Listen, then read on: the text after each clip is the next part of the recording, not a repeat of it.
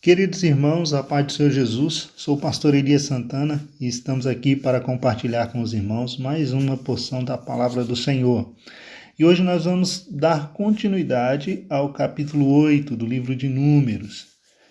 Nós vimos que na primeira parte do capítulo 8 do livro de Números, o Senhor traz recomendações importantes a Arão acerca do posicionamento do candelabro e das lâmpadas do candelabro.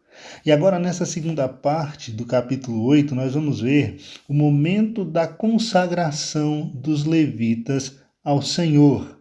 É exatamente o momento em que Moisés e Arão eles vão consagrar os levitas para o serviço do tabernáculo. Queridos, nós sabemos que os levitas, eles foram aqueles separados pelo Senhor para esse serviço. Deus escolheu a tribo de Levi para servir ao Senhor ali no tabernáculo.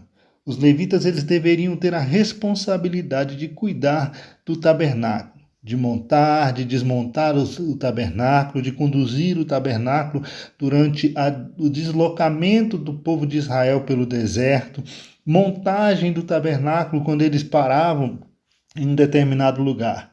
Nós vimos que os clãs dos levitas tinham essas funções divididas entre si, os coatitas, os meraritas e os gersonitas, cada um com sua responsabilidade para com o tabernáculo.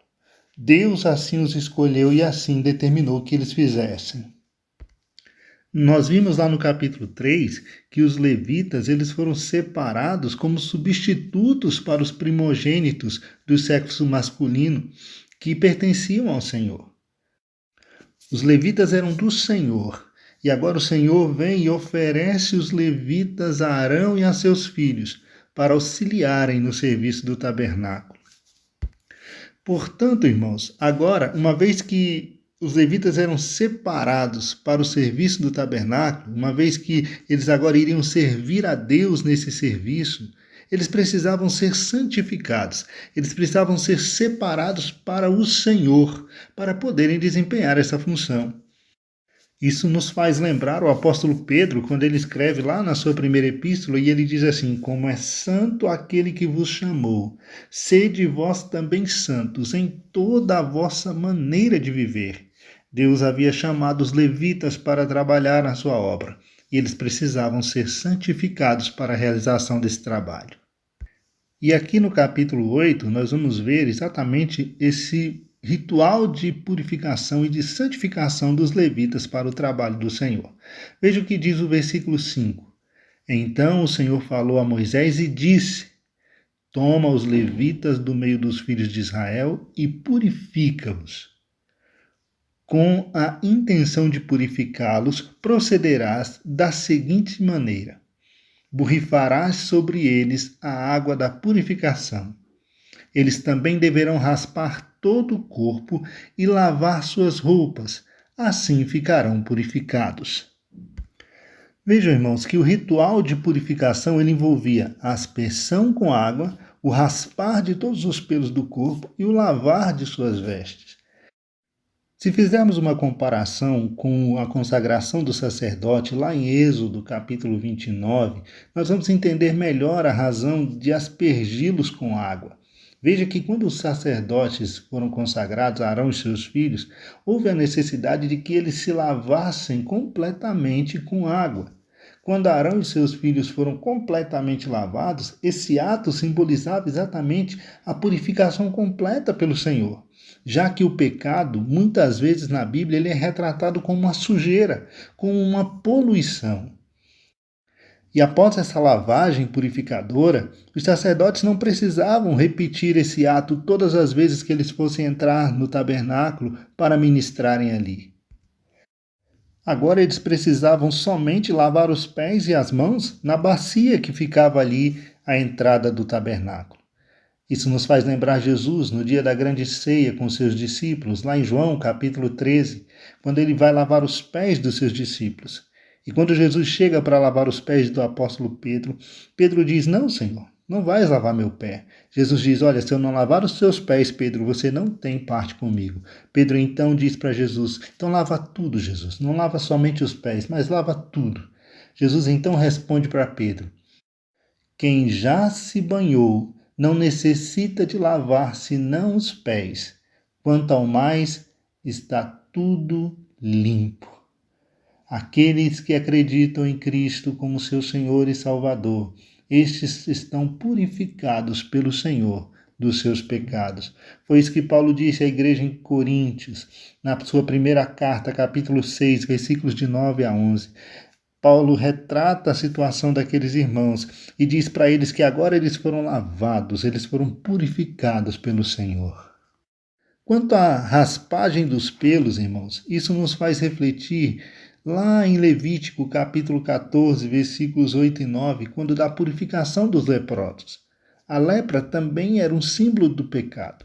E veja que o leproso, quando ele se apresentava diante do sacerdote para que o sacerdote pudesse atestar a sua purificação, a sua cura, era necessário que ele passasse por esse ritual de lavagem e de raspagem, que eles raspassem todo o pelo do seu corpo e que eles também lavassem as suas vestes, como sinal de sua purificação.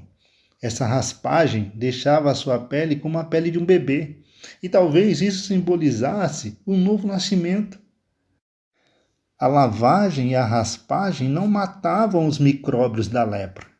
Deus já havia feito isso, mas simbolizavam a novidade de vida do antigo leproso. E talvez aqui o ato de os levitas terem que raspar os seus pelos e lavar as suas vestes simbolizavam que agora eles começavam uma nova vida servindo ao Senhor no tabernáculo. Vale ressaltar que os levitas eles foram apresentados a Deus como uma oferta movida, o que nos faz lembrar o apóstolo Paulo escrevendo aos Romanos, capítulo 12, quando ele diz: ofereçam os vossos corpos em sacrifício vivo, santo e agradável ao Senhor. Veja o que diz a partir do versículo 8 do capítulo 8 de Números.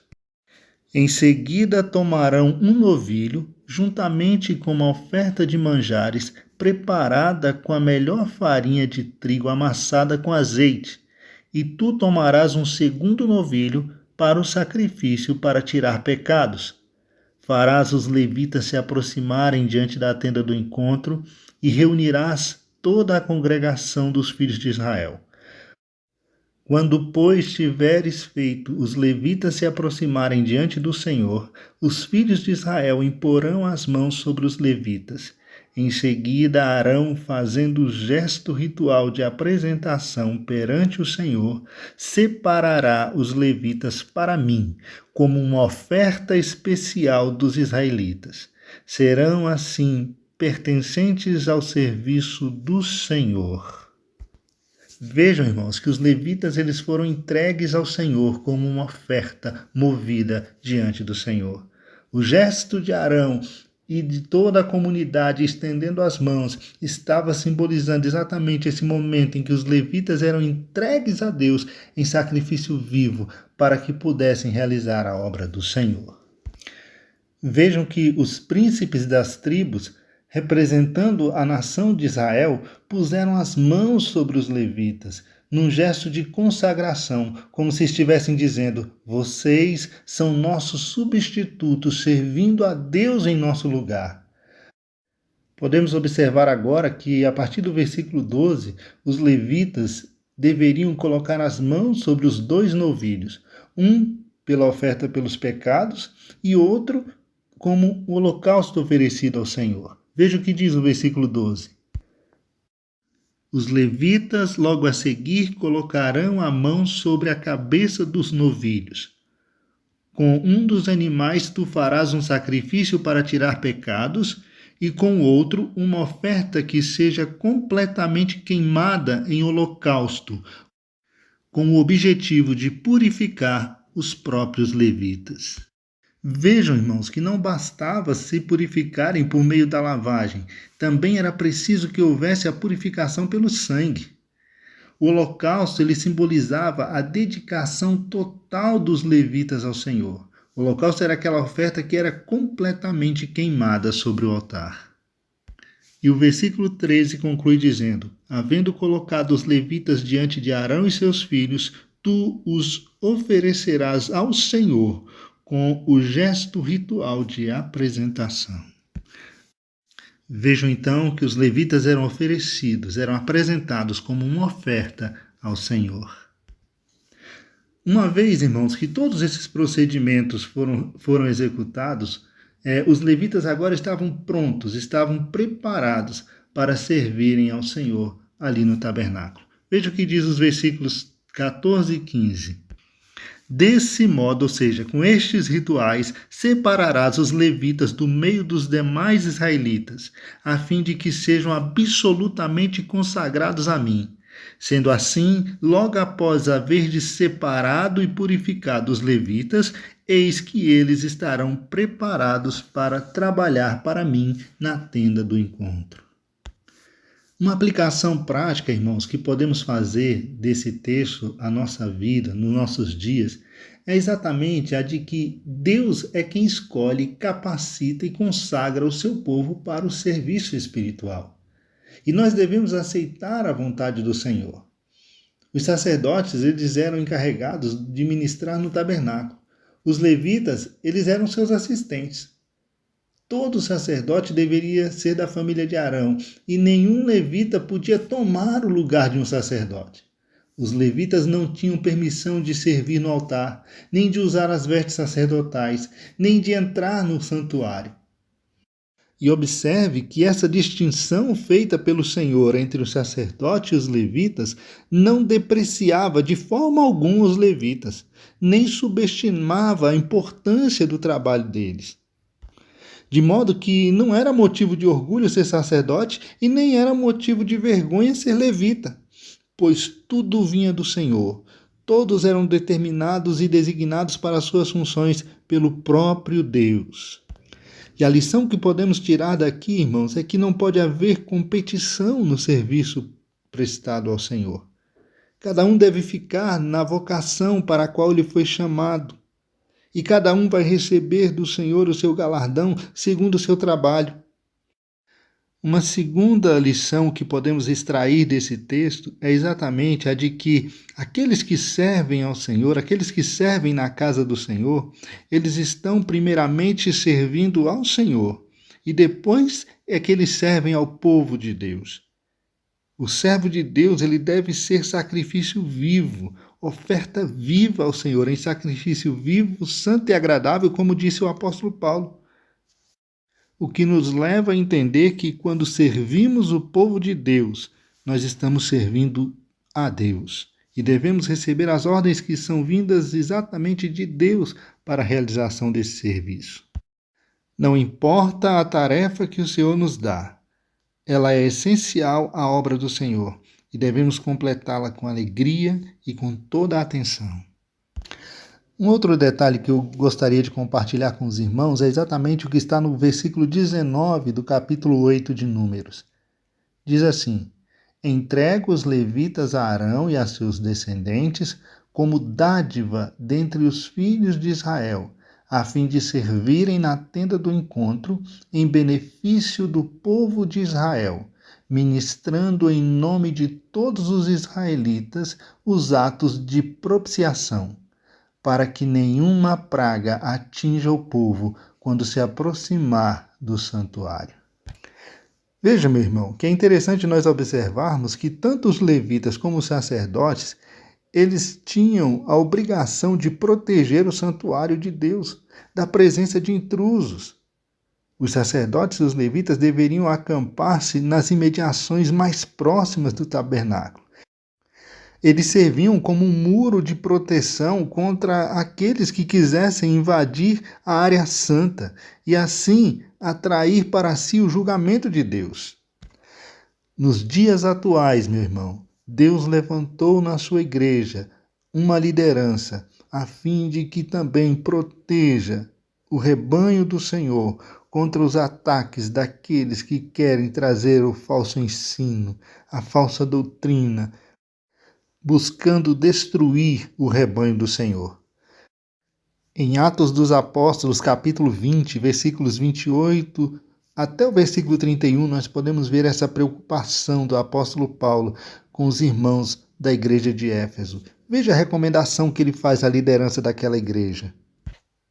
Atos capítulo 20, versículo 28 diz assim: Concluindo, tende cuidado de vós mesmos e de todo o rebanho sobre o qual o Espírito Santo vos estabeleceu como episcopos, para pastoreardes a igreja de Deus, que ele comprou com o sangue de seu Filho unigênito.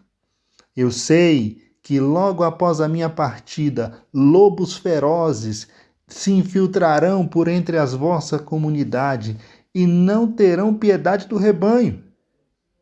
E ainda mais, dentre vós mesmos surgirão homens que torcerão a verdade com o propósito de conquistar os discípulos para si. Por isso vigiai. Lembrai-vos de que, durante 3 anos, noite e dia, não parei de prevenir cada um de vós com lágrimas quanto a isso. Paulo, então, chama a responsabilidade daqueles homens para o dever de cuidar do rebanho do Senhor, de proteger o rebanho do Senhor. Os levitas eram colocados ali para proteger aquilo que era santo, aquilo que era sagrado. E os líderes na igreja, eles são colocados exatamente com essa função de proteger o rebanho de Deus contra essas mensagens malignas, contra essas falsas doutrinas e os falsos ensinamentos. Os servos de Deus devem estar sempre atentos e ter a coragem de confrontar os inimigos da verdade de Deus. E por fim, irmãos, aqui nos versículos 23 a 26 do capítulo 8 de Números, Deus então trata do período de tempo em que os levitas deveriam ministrar no templo. Veja o que diz o versículo 23. Então o Senhor disse a Moisés: Eis o que compete aos levitas. A partir da idade de 25 anos, os levitas deverão prestar serviço, ocupando-se de uma função na tenda do encontro. A partir de 50 anos, não estará mais obrigado a esse ministério. Deverá afastar-se do ministério regular, e esse trabalho não mais realizará. Poderá ajudar os seus companheiros de ofício na responsabilidade de zelar pela tenda do encontro. Entretanto, ele mesmo estará isento de todo esse trabalho. Desse modo, portanto, designarás todas as responsabilidades e tarefas ministeriais dos levitas. Vejam, irmãos, que havia um período de tempo para essa prestação de serviço ali no tabernáculo. Um período de tempo para essa prestação obrigatória de serviço. E após essa prestação obrigatória, o levita poderia até continuar ajudando os seus irmãos ali na realização dos trabalhos, mas não estava mais com essa obrigação de realizar esse trabalho.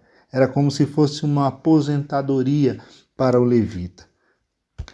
Talvez você diga, mas pastor, lá em Números capítulo 4, lá no versículo 3, diz que eles começavam a trabalhar com 30 anos. E aqui está dizendo que eles começam a trabalhar com 25 anos e trabalham até os 50 anos. E essa diferença? Isso, na verdade, meus irmãos, significa que provavelmente os levitas tivessem que passar por um período de 5 anos de aprendizado antes de começarem definitivamente o trabalho no tabernáculo. Certamente havia muito que aprender para começar a trabalhar em tempo integral ali no tabernáculo. E esse período de 5 anos ali era exatamente esse período de treinamento e de aperfeiçoamento para, a partir dos 30, eles ingressarem oficialmente no trabalho até os 50 anos de idade.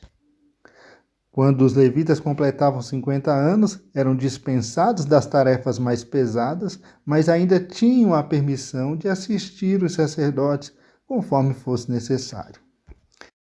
Queridos, agradeço a Deus por essa oportunidade, agradeço a nossa pastora Luíde pela confiança, pastor Gideon Júnior, pelo privilégio de podermos participar desse projeto tão lindo. Que o Senhor continue abençoando sua vida, te fazendo crescer em graça e no conhecimento da palavra do Senhor.